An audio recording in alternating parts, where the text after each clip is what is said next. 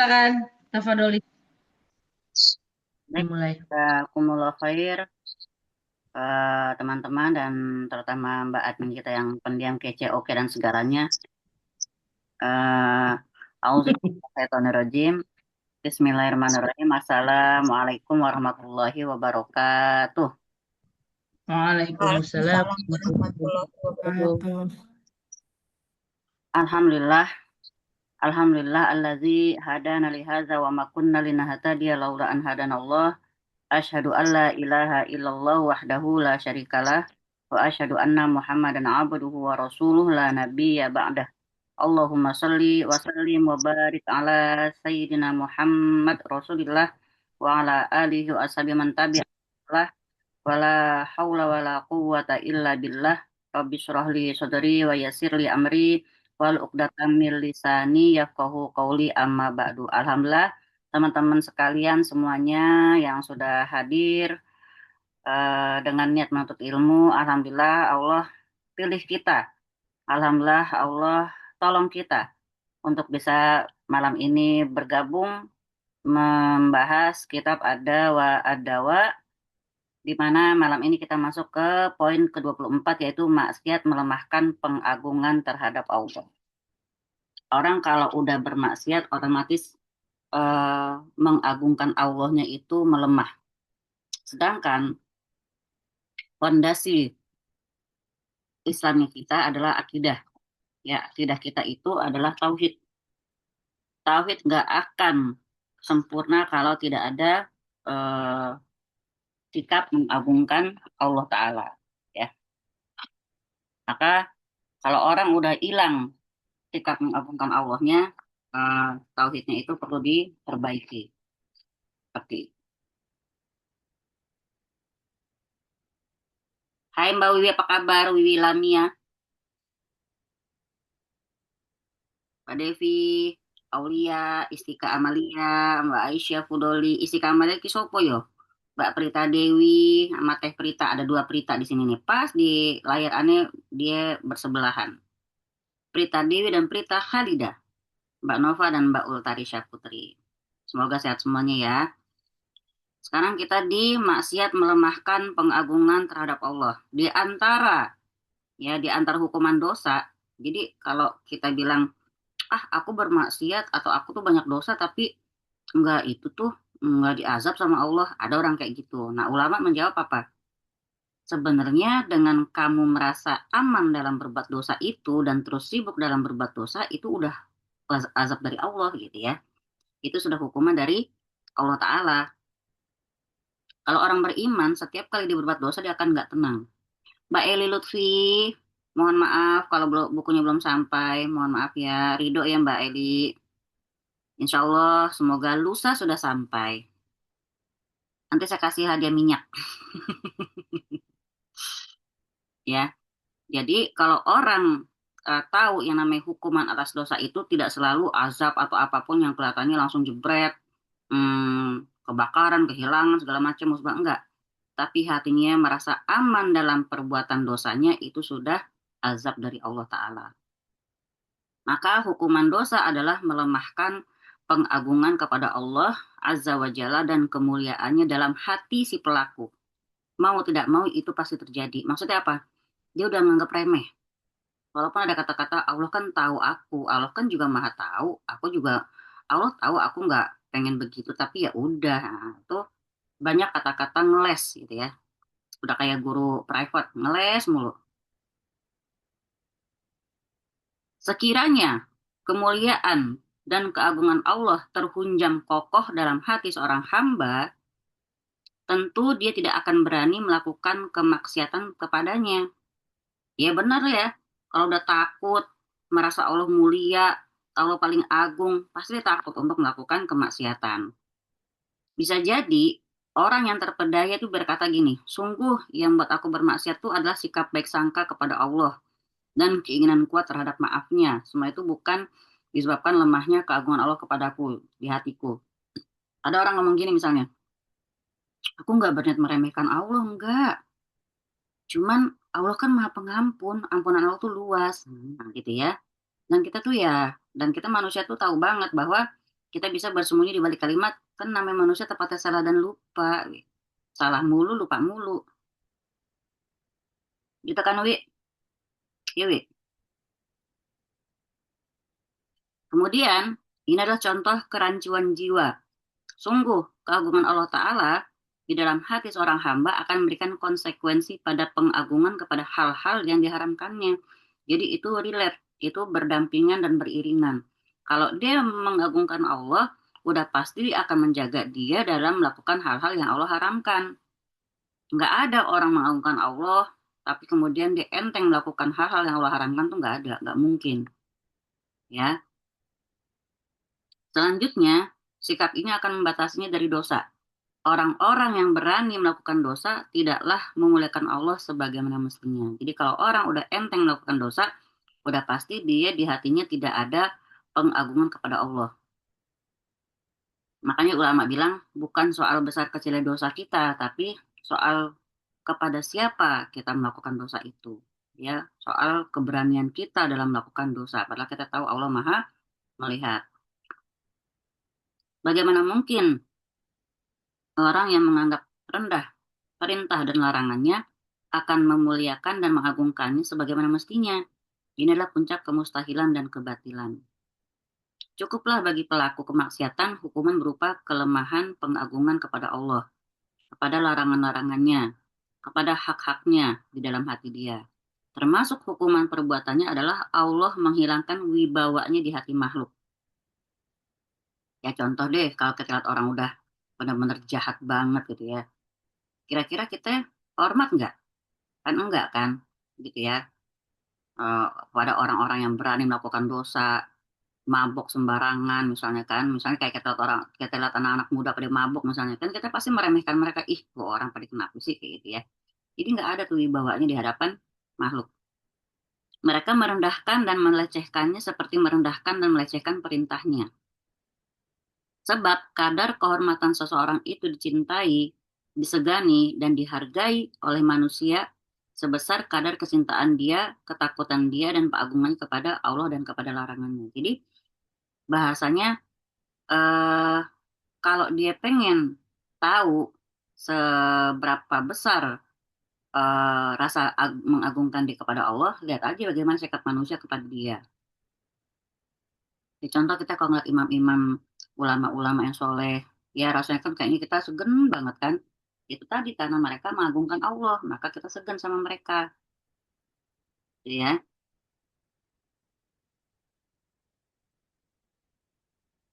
kemudian bagaimana mungkin seorang hamba melanggar kehormatan Allah, sementara dia ingin agar orang lain tidak menginjak-injak kehormatan dia. Dia kalau nggak dihormatin sama manusia ribut. Dia sendiri nggak hormat sama Allah. Dia nggak dihargai haknya, nggak diiniin sama manusia. Dia teriak-teriak. Padahal dia sama Allah juga mengabaikan hak Allah. Ah, ini ingat banget sebuah hadis dari dalam hadis qudsi, di situ Allah Ta'ala berfirman, Jibril, ya, ketahuilah kalau aku cinta sama si Fulan. Itu keren ya, sampai Allah bilang kayak gitu. Aku kasih tahu kamu ya Jibril, aku tuh cinta sama si Fulan. Iya ya Rob, kata Jibril. Sekarang kamu kasih tahu ke seluruh penduduk langit. Penduduk langit itu berarti kan malaikat-malaikat ya, dari langit ke satu sampai langit ke tujuh. Di mana yang namanya tiap langit itu jarak 500 tahun perjalanan. Di mana yang namanya di langit itu kata dalam satu hadis, kita mau taruh jari begini aja nih nggak bisa. Segini aja nih, dua jari ke langit tuh nggak bisa. Kenapa? Penuh dengan malaikat-malaikat yang bertasbih. Entah berapa triliun jumlah mereka. Nah Allah Ta'ala bilang sama Jibril, beritakan kepada seluruh penghuni langit, kalau aku cinta sama si Fulan. Maka cintailah si Fulan itu. Keren nggak tuh Bumi Mak? Kalau orang udah dicintai sama Allah, Allah minta seluruh penduduk langit biar cinta sama si Fulan. Selesai Jibril memberitahukan kepada seluruh penghuni langit, Allah Ta'ala bilang lagi, sekarang kamu kasih tahu ke seluruh penduduk bumi, kalau aku cinta sama si Fulan. Apa wujudnya? Orang-orang banyak yang cinta sama dia. Cinta bukan dalam artian cinta perempuan ke laki-laki ya, tapi cinta hormat, cinta segen, cinta kagum. Gitu ya. Gimana teman-teman ngelihat eh, Imam Masjidil Haram misalnya? Cuman lihat di TV aja, dengar suaranya seneng banget kan? Gimana teman-teman kalau ngeliat Ustadz Adi Hidayat? Gimana teman-teman kalau ngeliat Ustadz eh, Umar Mita? Gimana teman-teman kalau ngeliat, pokoknya gitulah. Gimana teman-teman ngeliat Ustadz Nuzul Zikri yang kajian juga selalu diminati di Nurul Iman, Blok M? Itulah ya, itu efek dari takut mereka, pengagungan mereka kepada Allah, maka manusia di bumi ini juga cinta sama mereka. Masya Allah ya. Nah, kemudian bagaimana mungkin dia merendahkan hak Allah sementara Allah tidak merendahkan hak dia, udah pasti dibalas sama Allah. Bagaimana mungkin dia menyepelekan maksiat kepada Allah sedangkan makhluk lain tidak melecehkan dia, udah pasti dilecehin sama makhluk. Maka Allah Ta'ala mengisyaratkan dalam kitabnya, di Quran maksudnya ya, ketika menyebutkan hukuman akibat dosa, yaitu dengan mengembalikan kepada para pelakunya, menutup dan mengunci hati mereka. Ya, melupakan mereka seperti mereka melupakan Allah. Coba lihat surat eh, Al-A'raf ayat 101. Coba dibuka. Al-A'raf ayat 101.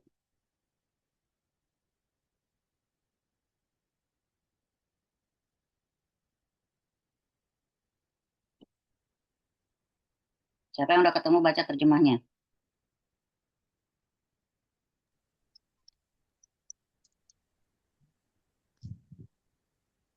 Itulah. Negeri-negeri yang telah kami binasakan itu kami ceritakan sebagian kisahmu kepada Nabi Muhammad. Sungguh Rasul-Rasul mereka telah datang dengan membawa bukti-bukti yang nyata kepada mereka. Akan tetapi mereka tidak mau beriman pada apa yang telah mereka dustakan sebelumnya. Demikianlah Allah mengunci hati orang-orang yang kafir. Ya, jadi hati itu bukan sekedar ditutup lagi sama Allah, dikunci. Ngeri loh. Ya, itulah negeri-negeri yang telah kami binasakan. Allah udah tunjukin ke kita pelajaran dari umat-umat terdahulu. Ya, ceritanya juga ada dalam Quran. Sebagian kisahnya udah kita tahu. Rasul-rasul mereka benar-benar telah datang kepada mereka dengan bawa bukti-bukti yang nyata. Nabi Musa, Nabi Ibrahim, Nabi Nuh, Nabi Lut, ya. Tapi mereka tidak beriman, segitu nyata bukti yang dibawa. Juga kepada apa yang telah mereka dustakan sebelumnya. Apa itu tadi petunjuk dari Allah Ta'ala lewat Rasul-Rasulnya. Nah demikianlah kenapa? Karena Allah sudah mengunci hati orang-orang kafir. Kemudian nanti Mbak Wiwi coba buka surat Al-A'raf 51. Jangan dibaca dulu ya. Mbak Wiwi Al-A'raf 51. Terus Winda Ad-Dukhon 49. Winda Ad-Dukhon 49. Ibu Anissa 88. Ibu Anissa 88. Wiwi Aduh, Hak. Winda Ad-Dukhon 49. Wiwi Al-A'raf 51. Buka dulu aja. Ya, jadi tadi bukti pertama adalah mereka Allah ini tentang bagaimana Allah mengunci hati mereka. Gimana penggambarannya? Sudah tahu pelajaran dari orang-orang dahulu, pasti nggak juga mereka menyadari. Berarti kenapa hati sudah dikunci sama Allah? Mauzubillah summa, mauzubillah jangan sampai hati kita dikunci. Terus eh, Allah kunci hati mereka, Allah lupakan mereka seperti mereka melupakan Allah. Wiwi, Al-A'raf 51. Allah melupakan mereka seperti mereka melupakan Allah. Yaitu orang-orang yang menjadikan agamanya sebagai permainan dan senda gurau, dan mereka telah tertipu oleh kehidupan dunia. Maka pada hari ini, yaitu hari kiamat, kami melupakan mereka sebagaimana mereka dahulu melupakan pertemuan hari ini, dan karena mereka mengingkari ayat-ayat kami. Benar banget ya. Jadi ada orang di dunia ini nganggap seperti agama itu kayak cuman aksesoris saja. Padahal kan agama itu jalan kita, panduan kita, tujuan kita diciptakan adalah untuk ibadah. Tapi ada orang menjadikan tujuannya adalah dunia, sementara agama cuma pelengkap. Atau agama cuma selingan. Atau agama cuma tadi senda gurau.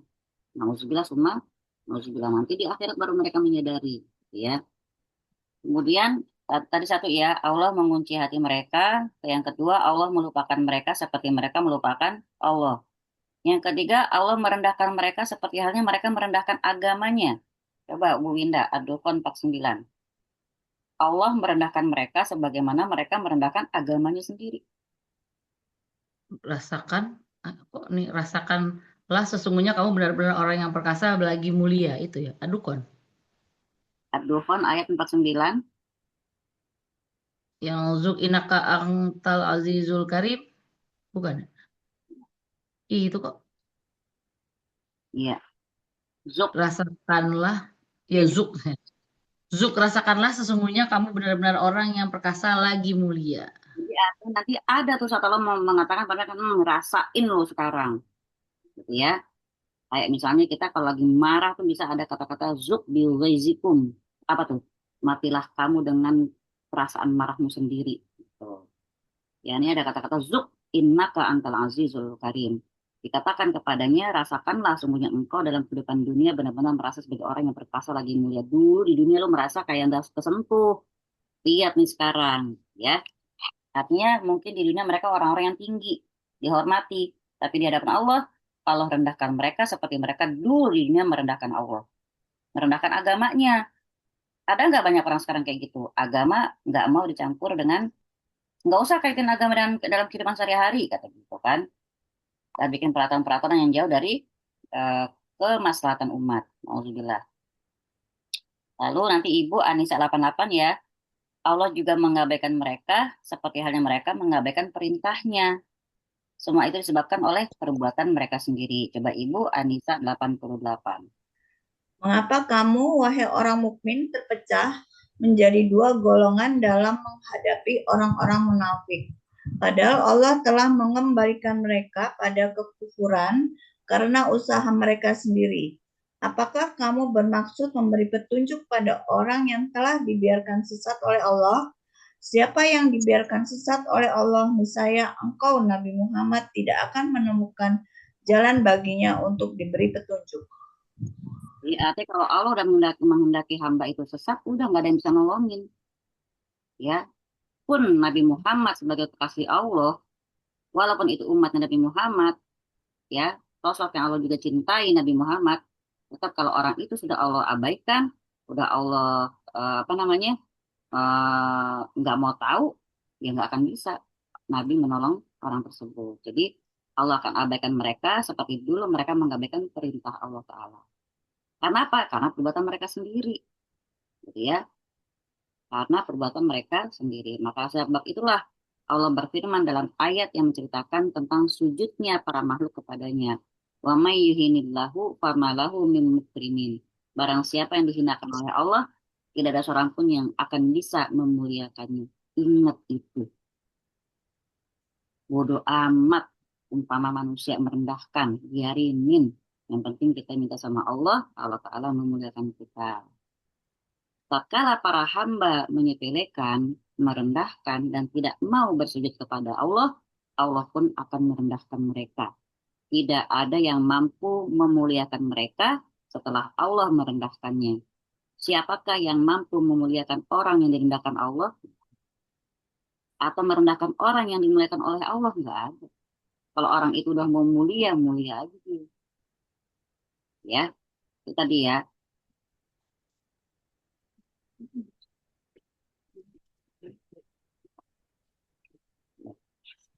Pakai ongkir. Mana alamatnya? Nggak ada itu aja kalau bosan berapa. Maaf ya, iklan lewat. Baik, itu ya poin ke-24. Bagaimana yang namanya maksiat melemahkan pengagungan kepada Allah Ta'ala. Jadi maksiat itu akan membuat kita jadi kayak Allah itu remeh. Allah itu eh, nggak kita agungkan. Kadang-kadang maksiat itu bukan cuma sekedar yang namanya perzinahan atau apapun. Menganggap atau tidak menerima takdir Allah pun akan membuat orang tuh pernah nggak mungkin merasa protes sama Allah, ya, mempertanyakan takdir Allah. Kenapa sih ya Allah kok gitu ya? Kenapa sih ya Allah kok itu termasuk tuh ya? Tidak bersyukur. atau mempertanyakan takdir Allah, tidak menerima takdir Allah akan membuat kita melemahkan pengagungan kita kepada Allah Ta'ala. Orang kalau benar-benar tertancap banget di hati dia pengagungan kepada Allah, maka dia akan terima, akan ridho semua takdir dari Allah Ta'ala. Dia dikal fayatulahumma malikal mulki tu'til mulka man tasya wa tanzi'ul mulka mimman tasya. Allah Ta'ala itu kalau udah mengasih kerajaan yang pada yang dikehendaki, ya dikasih. Mau Allah cabut pun bisa. Allah rendahkan seseorang, Allah hinakan seseorang, Allah naikin seseorang, Allah muliakan. Yang penting tetap kalau udah dia dikalifai dari Allah Ta'ala, semua itu kebaikan. Jadi teman-teman, kalau lagi ngerasain takdir yang mungkin kayaknya buruk, di hadapan manusia kayaknya kita tuh rendah benar, kita orang nggak punya, kita duafa gitu ya. Lantas mungkin banyak orang-orang yang merendahkan kita. Ingat, apapun takdir dari Allah Ta'ala, apapun warnanya, dia dikalifai. Kalau udah dari Allah, itu kebaikan buat kita. Kebaikan yang mungkin kita dengan mata biasa nggak bisa melihat, tapi percaya deh, itu di situ ada penyelamatan dari Allah untuk iman kita, ada penyelamatan dari Allah untuk kita biar kita nggak kenal orang-orang yang mungkin palsu gitu ya. Baik, kita ke poin 25. Maksiat menyebabkan Allah mengabaikan hambanya. Tadi ya di eh, Anisa 88-nya tadi Ibu Nima baca ya, kalau hamba mengabaikan Allah, Allah pun mengabaikan si hamba. Di antara dampak dosa maksiat adalah menyebabkan Allah Ta'ala mengabaikan dan meninggalkan si hamba dan menyerahkan pelakunya kepada dirinya sendiri juga kepada setan. Inilah puncak kebinasaan yang tidak dapat diharapkan lagi keselamatannya. Nauzubillah summa nauzubillah, ini mungkin sampai ke taraf syirik ya. Karena saya pernah baca juga hadisnya ketika orang sudah menggantungkan keyakinannya, harapannya kepada makhluk, Allah lepas tangan. Kalau serahkan dia nasibnya kepada si makhluk tersebut, rugi nggak? Rugi banget. Karena kita nyerahin nasib kita kepada makhluk yang juga dia nggak punya kemampuan apapun. Sedangkan kalau Allah Ta'ala, kalau Allah udah bilang kun fayakun, terjadi, terjadilah. Maaf, kadang-kadang kita juga lihat keajaiban ya. Maksudnya kan 4 misalnya, kalau udah mau kasih sembuh, sembuh. Ya kan? Orang nggak punya banget, ibarat gitu, kalau mau kasih dia duit, dapat. Itu kalau Allah cara kerjanya seperti itu. Dan tidak ada timbal balik, maksud tidak ada yang namanya yang Allah minta balik yang merugikan si orang tersebut. Coba kalau orang itu bersekutu dengan makhluk, jin misalnya, maaf yang dikasih sama jin itu satu ke manusia, yang diminta oleh jin dari manusia 1000. Nggak ada keuntungan orang bersekutu dengan makhluk. Manusia kah, jin kah, nggak ada keuntungannya. Menjilat manusia, merendah pada manusia, tapi emang dapat apaan? Ya semena-mena dari manusianya, kan? Kita Allah Ta'ala makin kita merendahkan diri kita, makin Allah angkat derajat kita. Beda banget. Salah satu lil awadis Allah itu berbeda sama makhluknya. Makin kita terus-terusan minta, Allah makin senang. Coba hamba, makhluk. Minta terus. Orang minta-minta mulu ya. Gitu kan. Itulah ya perbedaan Allah dengan makhluknya. Makanya kalau minta, mintalah sama Allah.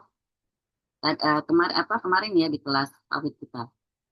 Allah Ta'ala berfirman kepada Abdurrahman bin Auf ya, yang Rasulullah bersabda kepada Ibnu Abbas, Rasulullah bilang, jagalah Allah, Allah akan menjagamu. Ada 4 pesan Rasulullah kepada Ibnu Abbas. 1, jagalah Allah, Allah akan menjaga kamu. Itu di Arabnya ifazillah yafazkallah. Teman-teman boleh jadi ini status quote sendiri boleh tuh. Ifazillah yafazkallah, jagalah Allah akan menjaga kamu.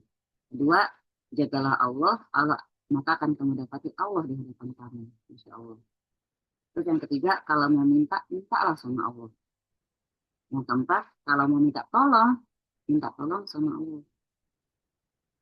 Jadi disitu udah benar-benar pesan dari Nabi kita, udah dikasih dari dulu. Jaga Allah dengan cara menjaga apa yang Allah perintahkan, menjaga jangan sampai kita melanggar yang Allah larang. Bahasanya kalau kita ke orang tua, jaga perasaan orang tua, jangan sampai bikin dia marah, jangan sampai bikin dia sedih, jangan sampai bikin dia kecewa. Lebih-lebih lagi kita kepada Allah.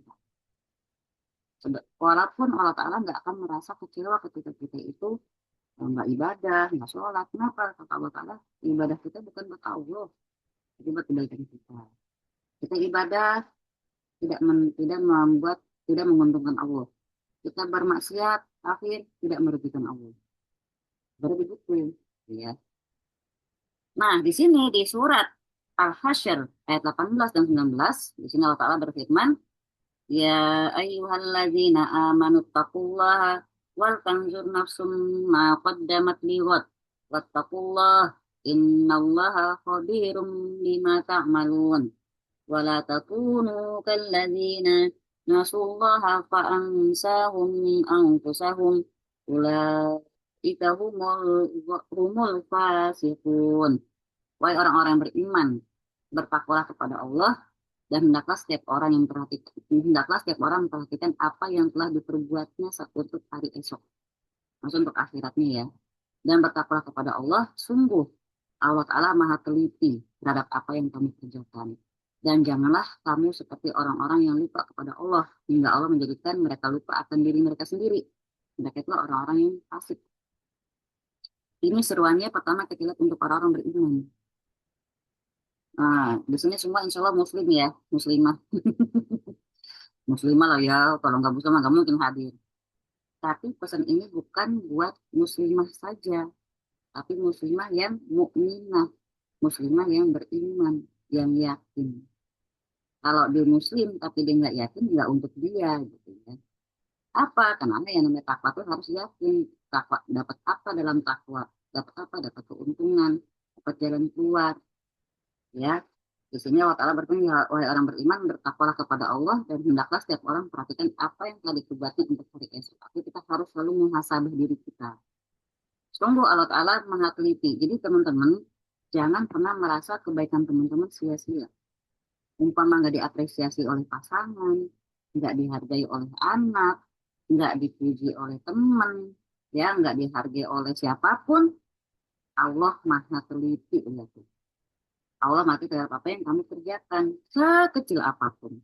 Cuman nyingkirin duri di jalan aja nggak ada yang lihat, Allah lihat. Ya, jadi jangan pernah merasa kebaikan teman-teman itu sia-sia. Sambil masak bikin doa, ya kan? Sambil masak berdoa buat anak-anaknya, biar Pade diberkahi, Pade ini mudah urusannya. Terus tiba-tiba nggak dapat apa yang lagi diusahakan, Allah Maha tahu. Dia ditawain. Ingat cerita Ali Imran ayat 26. Di situ Allah Ta'ala kasih kerajaan ke, Allah ambil kerajaan ke dari hamba. Allah tinggikan dia, atau Allah rendahkan.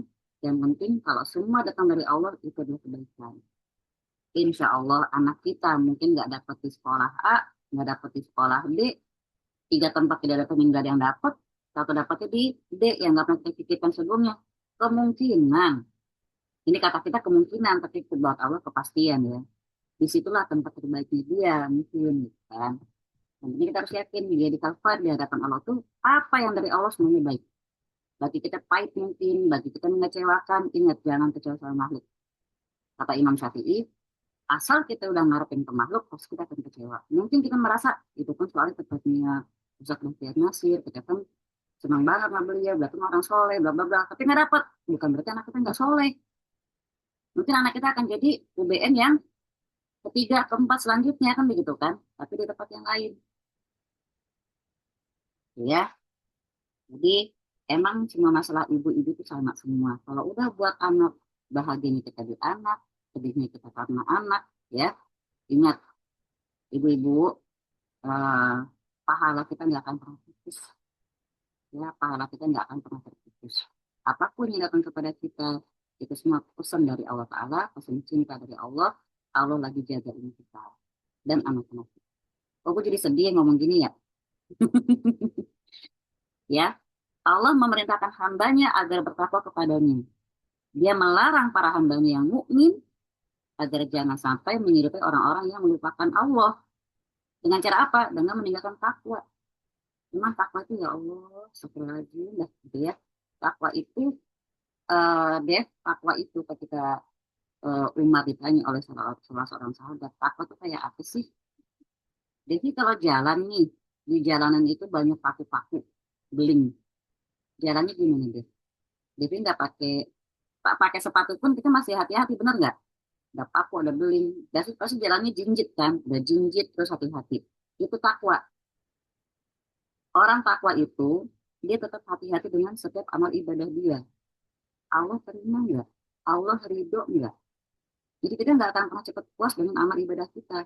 Saya kan udah cadaran, saya kan udah tutup wajah saya kan udah ibadah, saya kan udah puasa. Berasanya maaf banget, kadang-kadang berasanya nggak pantas gue diuji seberat ini. Nah, hanya ketika kita merasa kita sudah hijrah, kadang-kadang ujian makin berat, itu tanda Allah sayang sama. Al-Ankabut ayat 2. Justru Allah Ta'ala berfirman, apakah kamu mengira setelah kamu bilang beriman, terus kamu dari uji? Oh tidak, gitu ya. Justru Allah pengen banget iman kita udah kayak intan yang diasih, bukan cuma ikut-ikutan. Emang sih, itu tadi ngomonginnya aja rasanya nyesek ya. Ketika Allah cinta sama hambanya, Allah akan selalu uji dia. Allah juga mengabarkan akan menghukum orang yang tidak bertakwa dan menjadikan dia lupa kepada dirinya sendiri. Ngeri kan? Dia lupa gimana cara biar bisa baik. Dia lupa gimana caranya datang kebaikan bagi dirinya. Dia lupa sama hal yang bisa menyelamatkan dia dari neraka, dari azabnya. Dan dia juga lupa terhadap hal yang akan membawa dia kepada kehidupan abadi dalam kesempurnaan kesehatan, kegembiraan, dan kenikmatan. Dia lupa ada akhirat. Dia lupa ada surga. Dia lupa ada neraka. Gitu loh. Jadi hidupnya semau dia. Ngeri nggak kayak gitu? Ngeri banget. Ya, lupa. Nah, kita harus jadi orang yang ingat. Apapun tujuan kita kan adalah Allah. Kalau kita ngomong soal yang penting Allah ridho,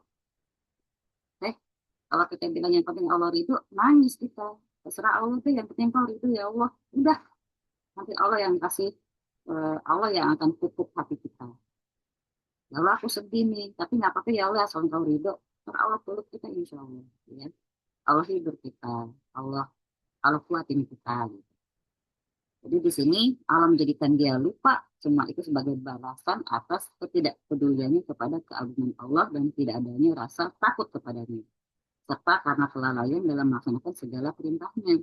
Terkadang kita lihat orang yang bermaksiat, mengabaikan dan menyepelekan kemaslahatan diri sendiri. Benar nggak?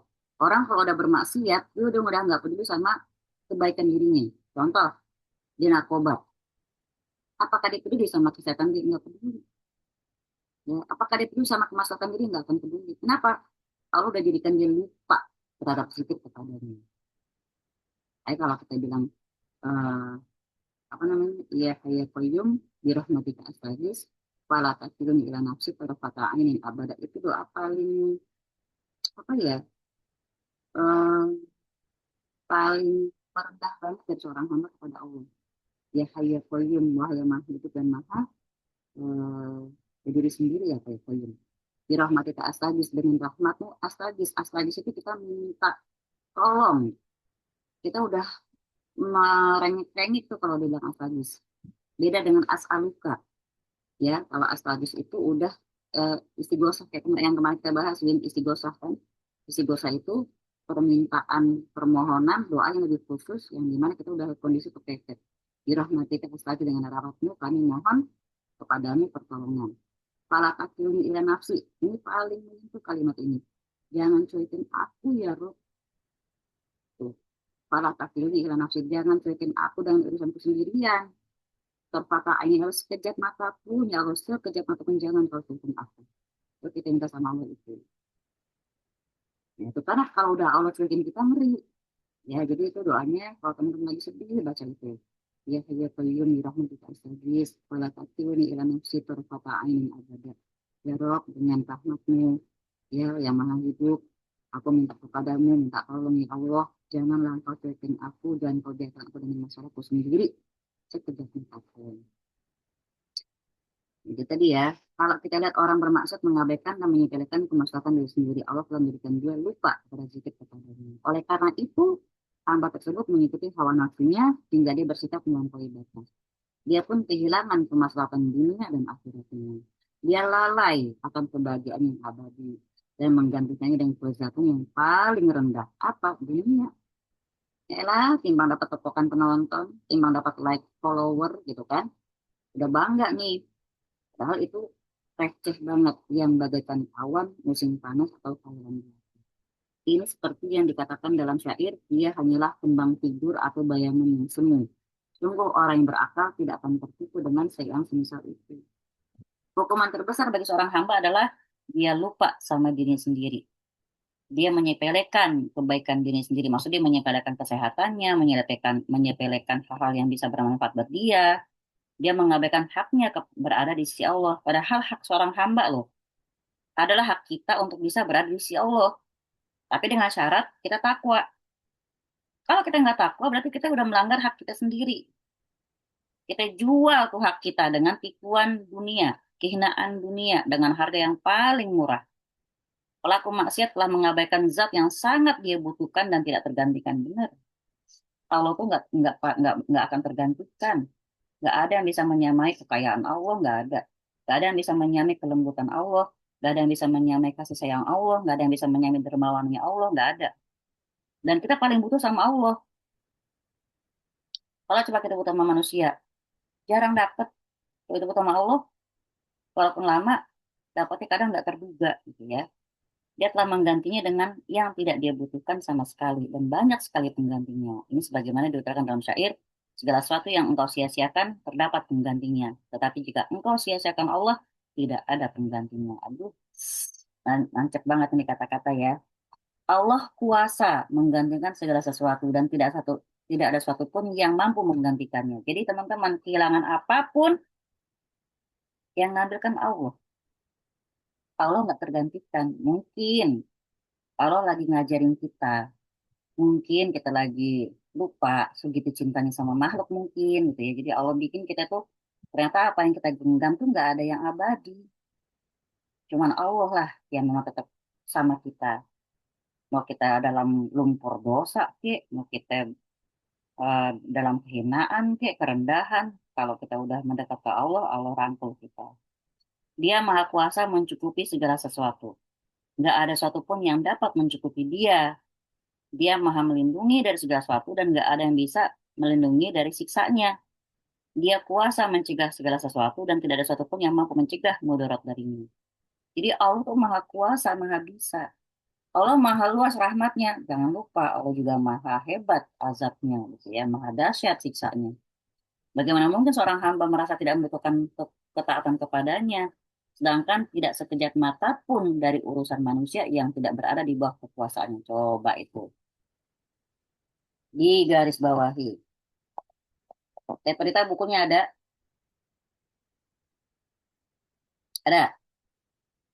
tuh distabilin, Ada. distabilin tuh, ya. Tidak sekejap mata pun dari urusan manusia yang tidak berada di bawah kekuasaannya. Apapun yang kita urus, 1 minggu ini, 1 hari ini, berhasil atau gagalnya, semua atas kehendak Allah. Ya, ingat, semua ada di bawah kekuasaan Allah. Bagaimana mungkin dia melupakan sedikit kepadanya, hingga dia menjadikannya lupa kepada dirinya sendiri, yang akibatnya dia merugikan dan menzolimi diri sendiri dengan sebenar-benar kezoliman. Pada hakikatnya, seorang hamba tidak menzolimi Robnya, tapi Namun dialah menzolimi dirinya sendiri. dirinya sendiri.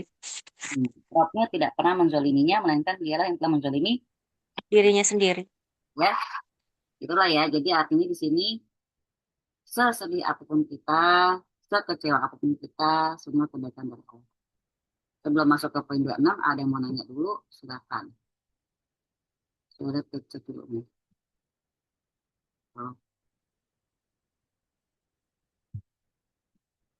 Ika, Aisyah, Mbak Prita, nggak mau nanya? Mbak Lin kemana ya? Aku kangen ya padanya. Gak ada yang nanya ya, saya lanjut ya. Tentang maksiat nih. Tadi udah ya dengan maksiat, jadi kita apa namanya, Allah mengabaikan hambanya. Alhamdulillah. Lalu gara-gara maksiat juga, seorang hamba keluar dari wilayah ihsan. Nah, ihsan ini apa sih ihsan? Ya? Ihsan itu kalau kita ibadah nih, kita sholat, kita bilang kita pengen khusyuk, kadang suka merasa susah kan. Ya kadang kita tahu Allah maha melihat, Tapi untuk sampai ke derajat ihsan mungkin masih susah kita. Kenapa? Ihsan itu adalah merasalah kalau Allah itu lihat kamu. Jadi kalau nggak bisa, paling nggak kamu harus merasa kamu melihat Allah. Bukan, merasa kita melihat Allah, kalaupun nggak bisa, berarti kamu harus yakin Allah lihat kamu. Ya, kamu beribadah kepada Allah seolah-olah kamu melihatnya.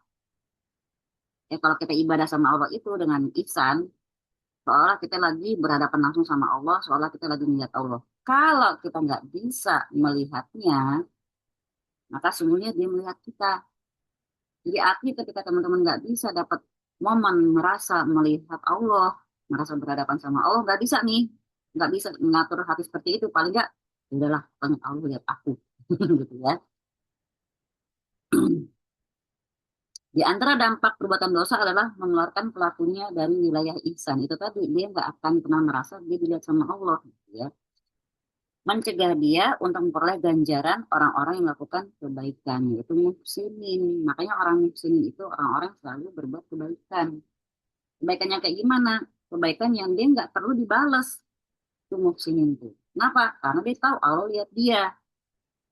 Ya, orang yang muhsinin itu kalau dia berbuat kebaikan, dia nggak pernah merasa harus dibalas. Dibalas, nggak dibalas, dipuji atau dicela, tetap berbuat baik.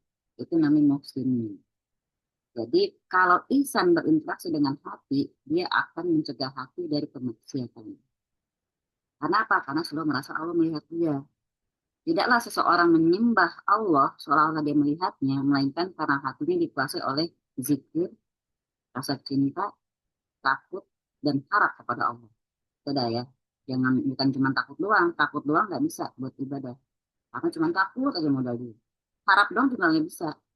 Dia harus ada zikir itu ingat ya, cinta, takut, dan harap. Seakan-akan dia benar-benar menyaksikannya.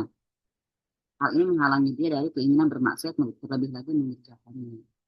Kalau seorang mukmin keluar dari wilayah ihsan, maka dia kehilangan persahabatan dan kebersamaan dengannya yang sifatnya khusus dan terasingkan dari kehidupan kaum mukminin yang menyenangkan. Serta kenikmatan mereka yang sempurna. Tidak ada yang lebih indah dari urusan seorang mukmin kata Rasulullah. Apa?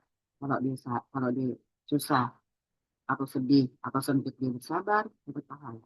Ketika dia bahagia, lapang, berkelimpahan, dia bersyukur, pahala juga. Keren banget dah mukmin, kata Rasulullah seperti itu.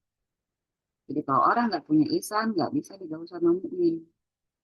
Makanya teman-teman bersyukurlah kalau lagi punya circle, atau punya bestie, atau punya sahabat yang dengan mereka kita semangat menambah pengetahuan agama kita, semangat menambah amal ibadah kita lupa besok puasa diingetin. Nah, Masya Allah, itu kenikmatan yang sempurna dalam ukhuwah seorang mukmin. Kalau Allah menginginkan kebaikan pada seorang hamba, pasti dia akan mengokohkan keberadaannya dalam wilayah kaum mukminin. Sebaliknya, kalau seseorang mendurhakai Allah dengan maksiat yang mengeluarkan dia dari wilayah iman, maka dia telah keluar dari wilayah iman seperti halnya kata Nabi SAW, tidaklah dikatakan beriman seorang pezina ketika dia sedang berzina. Maksudnya apa? Kalau orang itu lagi berzina, nggak mungkin dia beriman. Berarti saat dia berzina, imannya lagi lepas. Gitu ya. Tidak dikatakan beriman seorang peminum khamar ketika dia sedang minum khamar. Dikali, bismillahirrahmanirrahim, minum tidak ada. Makanya orang yang bismillah ketika dia makan daging babi, itu benar-benar mengolok-olok agama. Dari apa ya? Nggak ada lain dari kebodohan dia terhadap agama. Jadi kayak baca bismillah dia makan daging babi, kenal. Tidaklah dikatakan beriman seorang pencuri yang sedang melakukan pencurian. Tidaklah dalam keadaan mukmin seseorang yang sedang merampas suatu barang yang tinggi nilainya hingga orang-orang mengarahkan pandangan kepada pelaku disebabkan perampasan tadi. Maka berhati-hatilah kalian dan taubat masih dapat dilakukan setelahnya. Artinya kalau udah terlanjur pernah seperti ini, pernah zina, pernah khamar, pernah mencuri, tapi Allah Ta'ala bilang apa dalam Quran? Coba dicari ayatnya. Coba keywordnya, Wiwi, cari keywordnya, wahai hamba-hambaku yang melampaui batas. Ini lupa surat apa itu. Wahai hamba-hambaku yang melampaui batas.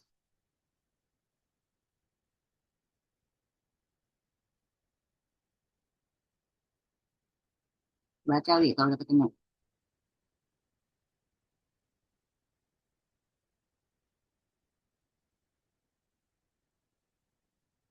Wahai hamba-hambaku yang melampaui batas.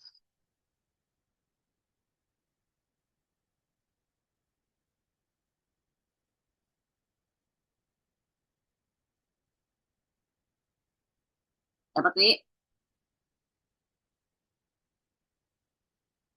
Ketemu nggak?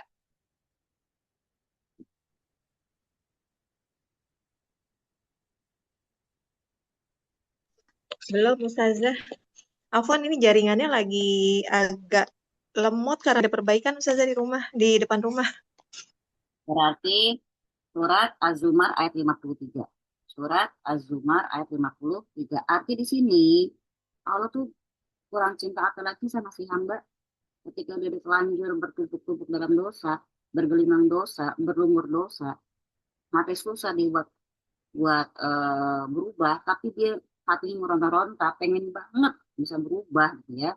Ketika dia udah pengen taubat, kalau ada orang bilang, percuma, dosa lu udah kebina-bina banget, lu nggak akan diampuni, nggak boleh kita ngomong gitu. Allah Ta'ala bilang apa di surat Az-Zumar ayat 53? Katakanlah wahai Muhammad, wahai hamba-hambaku yang melampaui batas dengan menzolimi dirinya sendiri, janganlah berputus asa dari rahmat Allah. Sungguhnya Allah Ta'ala mengampuni dosa semuanya. Sungguhnya dialah yang maha pengampun lagi maha. Allah sandingkan kata pengampun dengan penyayang. Kenapa? Allah sayang sama kita. Ya, makanya Allah ampuni. Kurang sayang apa lagi Allah? Ya, udah melampaui batas dosa kita. Tapi Allah Ta'ala bilang, jangan putus asa dari rahmat Allah. Allah akan ampuni dosa semuanya. Ini Allah Ta'ala yang ngomong loh ya di Quran surat Az-Zumar ayat 53. Bukan orang, bukan ulama. Tapi Allah sendiri yang bilang. Berarti tidak pernah ada kata tidak bisa diampuni ya selama kita memang mau menuju kepada Allah. Jadi di sini Haris tadi menjelaskan bahwa para pelaku kemaksiatan tadi telah keluar dari wilayah iman yang sudah semua mau. Saya lanjut ke poin 27. Kalau ada yang mau nanya silakan. Ustazah mau nanya dong. Hmm. Tadi kan pas bahas yang apa dalam wilayah ihsan gitu ya, kita berbuat baik sama orang, kita nggak perlulah validasi orang. Apa namanya, yang penting Allah ridho gitu. Kalau misalnya nih, ini nggak usah ngomongin orang, ini saya gitu ya. Saya kalau sama orang baik, saya baik gitu. Tapi kalau sama orang yang nyebelin, yang jahat gitu ya, saya juga jahat, saya juga nyebelin gitu. Atau minimal saya diemin aja gitu, saya tinggalin. Itu masih masuk wilayah ihsan nggak sih Ustazah? Uh, Kalau orang makanya katanya gitu. Kalau orang baik kita baik, kalau orang jahat kita tetap baik. Tapi tetap baiknya itu boleh dengan hijrah mahjuro. Apa hijrah mahjuro? Kita menjauhi dia dengan sikap yang tidak kelihatan. Jadi kita meminimalisir uh, bertemu langsung kan. Kalau emang orang itu kalau ketemu dia bahasanya emang vibes-nya udah negatif banget, toxic banget lah. Mhm. Kalau untuk Jadi menghindar itu boleh ya Ustazah? boleh lah, kan kata Ali bin Abi Thalib, temanmu adalah agamamu. Maka pilih, Kak Ali. Pilih siapa yang kau jadikan teman dudukmu. Jadi untuk teman duduk, teman nongki, atau teman kita yang ngobrol, di teras sekolah, di teras masjid kah, pilih. Kalau emang gak cocok, ya menghindar udah. Begitu duduk, bawaannya ngomongin orang dulu, hindarin. Iya, kayak ada orang-orang yang begitu duduk gitu ya, kalau atau ketemu gitu kelihatan bawaannya kayak pengen nolong orang gitu Ustazah. Jadi mendingan dihindari aja gitu ya Ustazah. Apa dilapar, apa gimana, tawarin makanan apa teh? Maksudnya saking ngeselinnya gitu Ustazah. Maksudnya menyelamatkan hati kita ini hindari tapi jangan ngomong di hati lagi ya. Maksudnya jangan sampai berempet di hati. Udah menghindari hati ngomong itu. Oh gak bagus sama orang itu lagi nih bla bla bla bla. Panjang. Menghindar aja udah pokoknya alihkan kepada kegiatan yang lain. Pikiran kita, hati kita biar kita pokoknya ketika menghindar selesai sampai di situ. Jangan ketika di sini. Sudah ya. Boleh lah kalau sama orang itu boleh. Mau dihindari, mau diblokir, mau di delete kontak, silakan. Yang penting bukan sama saudara. Makasih banyak Ustazah. BTW tadi pakai kacamata bagus amat. Kita ke poin 27. Ibu, ibu, biasa ibu nanya, Bu, Enggak, apakah kamu mengantuk, Ibu? Asik kan? enggak sih. Menyimak, tetap menyimak. Poin 27 apa? Maksiat menghilangkan kebaikan. Nah itu ya, kalau maksiat itu pasti akan menghilangkan kebaikan. Nauzubillah, makanya jangan pernah sampai kita tertarik kepada maksiat.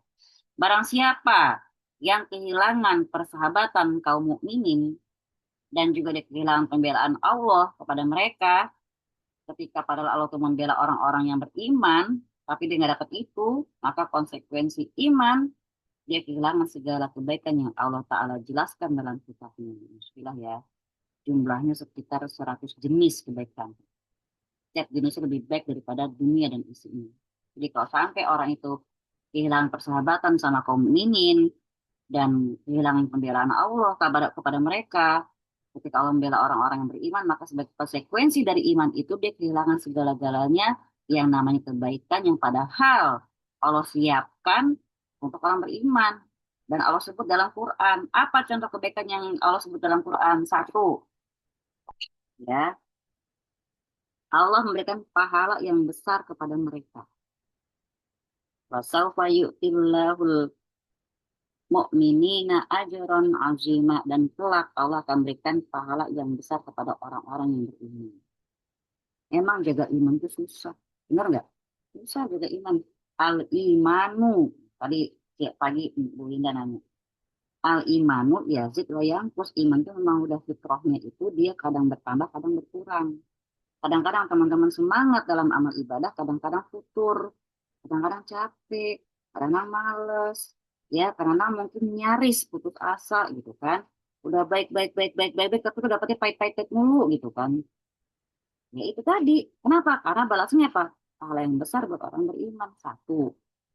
Pahala itu nggak kelihatan memang. Makanya jarang yang mengejar banget. Ya, jarang banget yang mengejar karena memang pahala nggak kelihatan. Surga nggak kelihatan. Yang kedua, Allah mencegah kejahatan dunia dan akhirat dari mereka. Tuh. Ya innallaha yudafi'u 'anil ladzina amanu. Allah Ta'ala membela orang-orang yang beriman. Kalau kita beriman, Allah belain. Insya Allah. Saya ingat, kalau beriman, Allah belain. Jangan pernah kehilangan iman kita karena apapun. Hal-hal receh di dunia ini, ya status, ya nama baik, ya apapun lah ya. Kemudian yang ketiga, apalagi yang didapat oleh orang beriman? Malaikat pembawa aras memintakan ampunan selalu untuk orang beriman. Jadi kalau kita bilang, "Oh, doain ya," misalnya minta doain sama yang mau pergi umroh. "Oh, Win, mau umroh ya besok ya, Win, doain ya, Win ya. Wiwi, doain ya." Kita selalu minta doakan, tahu nggak? Tanpa kita minta, tiap saat malaikat pemikul aras lagi doain kita. Makanya kalau ngomong hati-hati, tapi gitu kan, jangan lupa doain orang yang buruk. Kalau kata orang yang buruk, kata malaikat apa? Untuk kamu juga. Kenapa selalu dijawab? Karena malaikat kan selalu doain, standby. Kita nggak minta doain terus loh dia. Di surat Al-Mu'min ayat 7. Alladzina yahmiluna al-arsya wa man hawlahu yusabbihuna bihamdi rabbihim wa yu'minuna bih wa yastaghfiruna lilladzina amanu. Malaikat-malaikat yang memikul aras dan malaikat yang berada di sekelilingnya. Jadi yang memikul aras kan 8. Sama yang di sekeliling aras itu. Teman-teman tahu aras kan? Kalau dibanding dengan kursi Allah seperti cincin, aras itu seperti gurun pasir. Cincin dilemparin ke gurun pasir. Kayak apa luasnya aras. Nah, malaikat-malaikat yang mengelilingi aras itu mendoakan kita loh. Coba. Kamu jaga iman itu susah. Setan nggak pengen kita beriman. Biar apa ya? Kita nggak dapat doanya malaikat. Ya. Memuji Rabb mereka dan mereka beriman kepadanya dan memohonkan ampunan untuk orang-orang yang beriman. Masya Allah. Yang keempat, Allah bertindak sebagai wali atau pelindung orang beriman. Sungguh Allah tidak akan menghinakan siapa saja yang menjadikannya sebagai wali itu. Allah nggak akan ngecewain seorang hamba ketika hamba bilang, "Ya Allah, aku berlindung kepadamu. Aku jadikan engkau sebagai pelindungku, penjagaku." Apa kita bilang? Hasbunallah wa ni'mal wakil, ni'mal maula wa ni'man nasir. Satu. Kedua, hasbiyallahu la ilaha illa huwa alaihi tawakkaltu wa huwa rabbul arsyil azim. Terus begitu. Mau ngadep siapa yang paling teman-teman takutin? Mau ke kepala sekolahnya anak kita, mau ke orang penting, baca hasbiyallahu la ilaha illa huwa alaihi tawakkaltu wa rabbul arsyil azim. Allah pelindung bagi orang-orang yang beriman. Lalu yang kelima, perintah Allah kepada para malaikat untuk meneguhkan pendirian orang mukmin. Malaikat tuh nggak ada bukan cuma buat doa, bukan cuma buat tasbih kepada Allah saja, tapi mereka doain kita. Selain doain kita, mereka ngapain lagi? Mereka tuh menghibur kita, mood kita tuh. Kayak teteh kalau ketemu teman lagi sedih, kita giniin kan, yang kuat ya, yang kuat tuh. Malaikat juga begitu ke kita, yang kuat, yang teguh, gitu. Iz yuhi rabbuka ilal malaikah anni ma'akum fasabbitul ladzina amanu. Ingatlah ketika Rabbmu mewahyukan kepada para malaikat, sesungguhnya aku bersama kamu. Maka teguhkanlah pendirian orang yang telah beriman. Masya Allah. Allah itu, kalau kita lihat ini, kita semakin mentadaburi ya. Allah tuh nggak kurang-kurang penjagaannya ke kita gitu loh. Setiap urusan kita Allah liatin. Kita lagi sedih, apa Allah bilang? Tuh, hibur tuh. Biar dia kuat, teguhin dia. Dan gitu. Jadi Allah nggak pernah kius sama kita gitu loh. Masya Allah ya. Sayang Allah sama kita sebegitunya. Ayo malaikat tuh doain mereka. Terus tunjukkan pendirian mereka. Mereka-mereka yang beriman pada Allah. Al-Anfal ayat 12. Lalu apalagi yang dapat orang-orang beriman? Dapat kedudukan, dapat ampunan, dan dapat rezeki yang mulia di sisi mereka. Ini dalam firman Allah Ta'ala di surat Al-Anfal ayat 4 tadi juga ya. Juga di oh ya tadi ya, lahum darajatun inda rabbihim wa maghfiratu wa rizqun karim. Jadi di surat Al-Anfal ayat 4 kelanjutannya. Ini kan ayat 12 yang Allah minta para malaikat meneguhkan pendirian orang beriman. Lalu di Al-Anfal ayat 4 Allah Ta'ala bilang lahum darajatun inda rabbihim, bagi mereka derajat dari sisi Rabb mereka, wa maghfiratun dan ampunan, wa rizqun dan rezeki karim dan rezeki yang mulia buat mereka. Masya Allah, Masya Allah. Yang G, apalagi Allah memberikan mereka kekuatan. Siapa mereka? Insya Allah teman-teman semua di sini. Ya, yang insya Allah sedang dalam kondisi beriman pada Allah Ta'ala dalam segala cuaca. Ya, apa Allah Ta'ala berikan kepada teman-teman semua? Walillahil izzatu wali rasulih walil mu'minina walakinnal munafiqina la ya'lamun.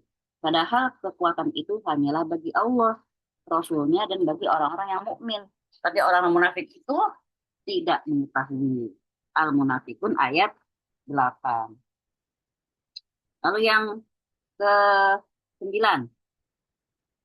yang dibilang innallaha ma'ana, jangan sampai ya, apa? Wa annallaha ma'al mu'minin, dan sungguh Allah Ta'ala bersama orang yang beriman.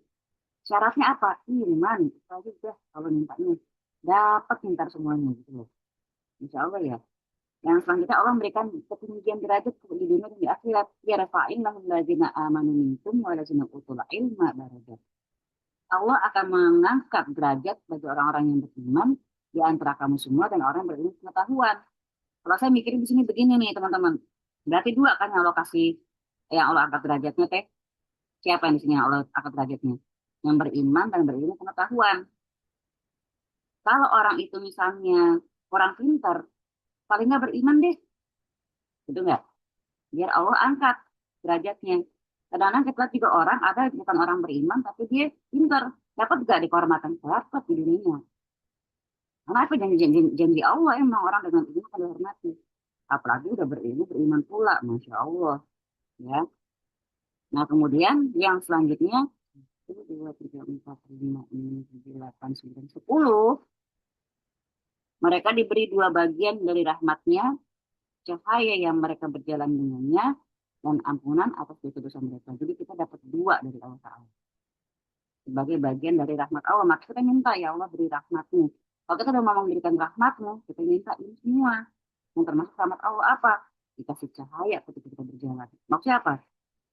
Insya Allah nggak akan kecelakaan. Insya Allah nggak akan melenceng ke dalam kesesatan. Insya Allah urusan kita dimudahkan. Gitu loh.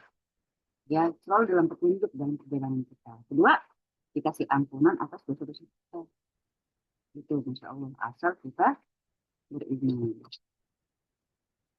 Selanjutnya yang ke-11, cinta al-wadud yang Allah beri anugerahkan kepada kaum muslimin. Yaitu apa? Allah cinta sama mereka dan Allah jadikan malaikatnya para nabinya dan hamba-hambanya yang soleh mencintai mereka juga. Coba. Kalau Allah dicinta sama seorang hamba, Allah akan minta semua malaikatnya, semua nabinya, dan hamba-hamba yang soleh, yang masuk surga, cinta juga sama orang itu gitu. Siapa yang nggak bangga dicintai sama orang soleh? Bangga banget kan? Dia nggak kenal kita aja, kita datang ke kajiannya, kita udah girang bener, coba Winda. Datang ke kajian Ustadz Wimar misalnya. Apakah dia kenal kita? Tidak, tapi kita bangga banget. Alhamdulillah hari ini bersama Ustadz Wimar. Apalagi kalau orang soleh itu sayang sama kita. Coba ya kan? Insya Allah ya. Yang selanjutnya Allah memberikan rasa aman dari ketakutan pada hari yang sangat menakutkan. Ini hari sangat menakutkan loh. Hari kiamat. Faman amana wa aslaha fala khaufun alaihim wa la hum yahzanun. Barang siapa beriman dan mengadakan perbaikan, maksudnya apa? Kita selalu dalam proses terus memperbaiki diri kita, memperbaiki ibadah kita, memperbaiki niat kita, memperbaiki cara berpikir kita, gitu loh. Pokoknya dalam setiap harinya, setiap detiknya kita selalu dalam proses perbaikan. Hari ini mungkin lagi perbaikin apa? Hati. Besok perbaikin apa? Amal ibadah. Besok perbaikin apa? Sholatnya. Besok lagi perbaikin apa? Hidupnya. Gitu loh. Miliki target seperti itu. Maka mereka-mereka yang selalu mengadakan perbaikan, Allah Ta'ala akan hilangkan rasa takut dari mereka. Dan insya Allah, dengan izin Allah, ya, kita nggak akan pernah bersedih hati, insya Allah ya. Paling enak nggak punya perasaan sedih paling banyak. Bahkan ulama bilang, sedih itu memakan iman. Sedih itu memakan badan. Sedih bikin sakit, nggak pengen sedih. Makanya selalu memiliki target untuk perbaikan amal ibadah kita. Selanjutnya, mereka kaum mukmin adalah orang-orang yang mendapatkan hikmat. Seperti halnya kita diperintah untuk meminta kepada Allah sekurang-kurangnya sebanyak 17 kali sehari semalam. Agar dia menunjukkan kita kepada jalan yang lurus, jalan mereka. Ihdinas siratal mustaqim 17 kali. Bagaimana yang teman-teman rajin rawatibnya? Gimana teman-teman yang tambah duha? Gimana teman-teman yang tambah tahajud? Gimana lagi yang tambah sholat sunat lainnya? Masya Allah. Berapa kali teman-teman minta jalan yang lurus sama Allah? Masa iya nggak dikabulin? Kan? Nah selanjutnya, Allah Ta'ala menjadikan Quran sebagai petunjuk yang penyembuh bagi mereka. Surat Fussilat ayat 44. Qul huwa lilladzina amanu hudaw wa shifa. Walladzina la yu'minuna fi adhanihim waqra wa huwa alaihim ama ulaika yunadawna min makanin ba'id. Katakanlah Al-Quran adalah petunjuk dan penyembuh. Catat itu. Yang punya stabilo, distabiloin. Quran adalah petunjuk dan penyembuh. Bagi siapa? Bagi yang beriman. Lagi-lagi tuh. Kalau kita pikir-pikir teman-teman, kita tuh udah lengkap bekal dari Allah Ta'ala. Atas segala hal yang mungkin terjadi dalam hidup kita. Sakit, Quran obatnya. Susah, Quran. Sempit, Quran. Gelisah, Quran. Coba. Ini nggak Mbak Wiwi. Dan banyak loh orang yang bersaksi bahwa ketika dia sakit berat, dia pakai Quran, sembuh. Masalah itu tadi, setan nongkrong di hati iman. Bikin iman kita itu bergerus. Ya, beriman, berkurang. Ragu. Karena kalau yakin dengan sebenarnya keyakinan, beriman dengan iman yang benar-benar, semuanya itu solusi ada di Quran. Sebenarnya kita nggak harus kemana-mana. Harus kemana-mana, kepala pusing, duduk, sunat, ngaji, sembuh. Insya Allah. Jadi di sini kita dibekali sama apa benar-benar seluruh aspek dalam hidup kita. Apotek pribadi kita punya, dokter pribadi kita punya, benar nggak? Insya Allah ya. Subhanallah. Maksud semuanya adalah iman termasuk di antara sebab yang mendatangkan seluruh kebaikan. Semua kebaikan di dunia dan di akhirat tidak akan disebabkan oleh iman. Begitu pula seluruh kejelekan di dunia ini dan di akhirat nanti dikarenakan tidak adanya iman. Bagaimana mungkin seseorang menyepelekan sesuatu yang dapat mengeluarkannya dari wilayah iman dan menghadirkan penghalang antara iman dan dunia sendiri? Tapi apakah maksud mengeluarkannya dari wilayah kaum muslimin? Kalau dia terus-menerus melakukan maksiat, maka dikhawatirkan hatinya akan ditutup. sehingga akhirnya dia akan keluar dari Islam secara keseluruhan. Jadi proses itu pelan-pelan. Ada yang bilang saya mencari Tuhan, saya mencari kebenaran apalah, pada akhirnya saya tenang dengan agama saya yang baru. Nah, ini menyebabkan para salah. Siapa salah? Orang-orang soleh terdahulu ya. Mereka sangat takut terhadap maksiat. Kata mereka, kalian takut terhadap dosa, sedangkan aku takut kepada kekufuran. Sebenarnya sebelum kita takut sama dosa, kita harus takut sama kekufuran. Salah satu contoh apa? Kita adalah fakir, ayyakuna kufro. Apa? Sering kali kefakiran itu bikin orang gampang jadi kufur. Fakir jadi kafir. Iyalah, saking susahnya, kadang-kadang ya Rob, kapan sih? Ya Rob, ini banyak banget nih kebutuhan. Ya Allah, akhirnya nekat-nekatnya pinjol misalnya. Makinlah terjerat. Makin terjerat, makin marah dia sama Allah. Nah, sudah semua. Semoga Allah Ta'ala kasih kita pertolongan. Buat teman-teman di sini, yang lagi dalam urusan anak sekolahnya, Allah mudahkan. Ya, anak-anaknya kerja, Allah juga mudahkan urusannya. Allah berkahi urusan teman-teman semua dan keluarga. Barakallahu fikum wa ahlikum wa ma'alikum. Amin.